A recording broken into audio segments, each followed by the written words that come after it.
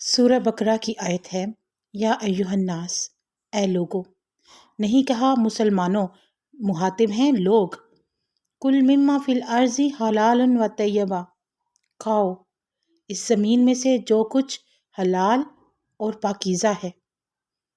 اور آگے فرمان ہے ولا تتبعوا خطوات الشیطان، اور مت پیروی کرو، مت چلو شیطان کے نقش قدم پر۔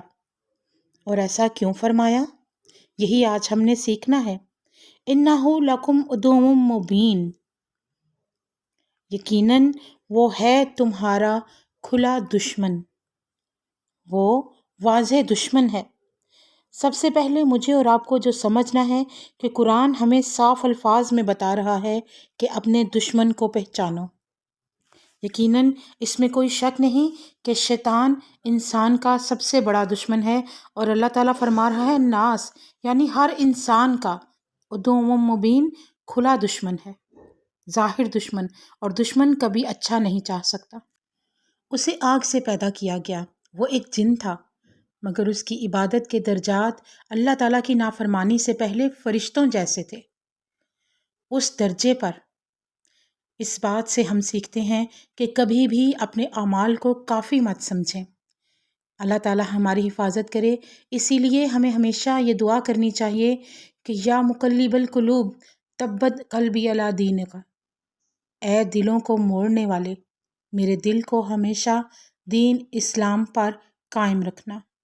چیزیں بدل جاتی ہیں، لوگ بدل جاتے ہیں۔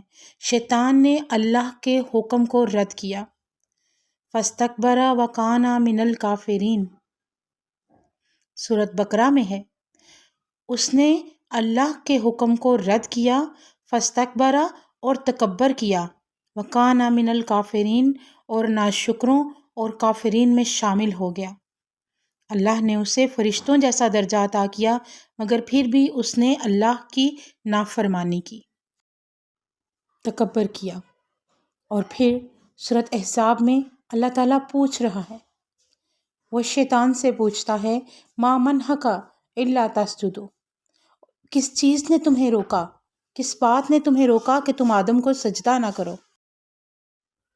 تو وہ جواب دیتا ہے قال انا خیر منہ، میں اس سے بہتر ہوں، خلقتنی من النار وخلقتہ من الطین، تو نے مجھے آگ سے پیدا کیا ہے اور آدم کو مٹی سے۔ اسے کہتے ہیں تکبر۔ یہ اس کا خیال تھا کہ آگ مٹی سے بڑھ کر ہے، اسے لگا میں بہتر ہوں تو میں اس لیے آدم کو سجدہ نہیں کروں گا۔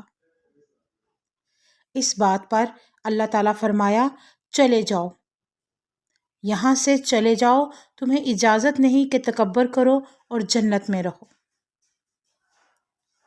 یہ میرے اور آپ کے لیے ایک یاد دہانی ہے، ہم میں سے کوئی بھی جنت میں نہیں جا سکے گا اگر اس کے دل میں ذرہ برابر بھی تکبر ہوگا۔ اسی تکبر کی وجہ سے ابلیس جنت سے نکال دیا گیا اور مردود کر دیا گیا۔